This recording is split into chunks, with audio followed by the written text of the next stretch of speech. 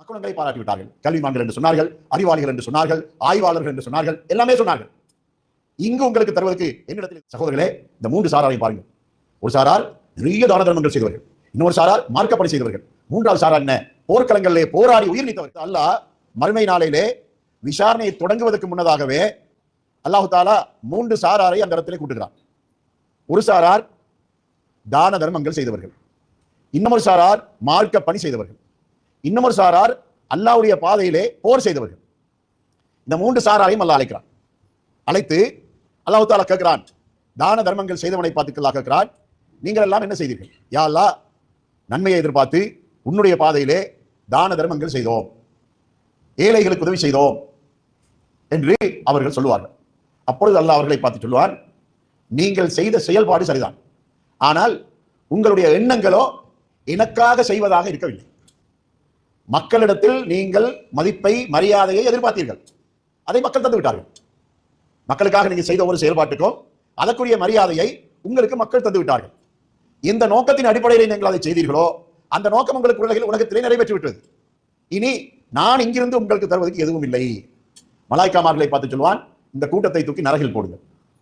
விசாரணை தொடங்குவதற்கு முன்னதாகவே நரகத்திலே இவர்கள் போடப்படுகிறார்கள். இரண்டாவது விசாரணை, அவர்கள் யார்?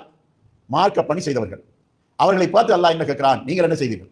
அல்லாஹ்வே, உன்னுடைய மார்க்கம் இந்த பூமியிலே நிலைநாட்டப்பட வேண்டும் என்பதற்காக நாம் கடைசி வரைக்கும் உழைத்தோம், பாடுபட்டோம், தியாகங்கள் செய்தோம், எல்லாம் செய்தீர்கள், உண்மைதான். ஆனால் நீங்கள் இதை செய்ததெல்லாம் மக்கள் உங்களை பாராட்ட வேண்டும் என்று செய்தீர்கள்.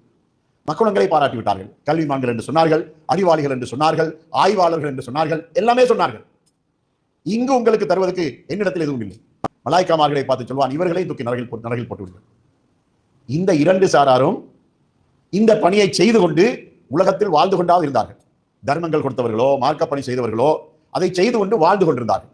மூணாவது சாரார் யார் தெரியுமா? அல்லாஹ்வுடைய பாதையிலே போராடி ஷஹீதாகினவர்கள், உயிரை தியாகம் செய்தவர்கள். அவர்களை பார்த்து அல்லாஹ் கேட்கிறான், நீங்கள் என்ன செய்தீர்கள்? அல்லாஹ்வே, உன்னுடைய மார்க்கம் பூமியிலே நிலைநாட்டப்பட வேண்டும் என்பதற்காக எங்கள் உயிரை அர்ப்பணித்து போராடினோம். அல்லாஹ் சொல்லுவான், நீங்கள் போராடினது உண்மைதான், ஆனால் உங்களுடைய எண்ணங்கள் எல்லாம் மக்கள் உங்களை பாராட்ட வேண்டும், உங்களை வீரர்கள் என்று சொல்ல வேண்டும் என்பதுதான் உங்களுடைய எண்ணமாக இருந்தது. அதனால் உங்களுக்கு நான் தருவதற்கு எதுவும் இல்லை. மலாய்க்காமார்களை நோக்கி சொல்வான், அவர்களையும் தூக்கி நரகத்தில் போடுமாறு சொல்வான். சகோதரர்களே, இந்த மூன்று சாராரையும் பாருங்கள். ஒரு சாரார் நிறைய தான தர்மங்கள் செய்தவர்கள், இன்னொரு சாரார் மார்க்கப்படி செய்தவர்கள், மூன்றாவது சாரார் என்ன, போர்க்களங்களிலே போராடி உயிர் நீத்தவர்கள்.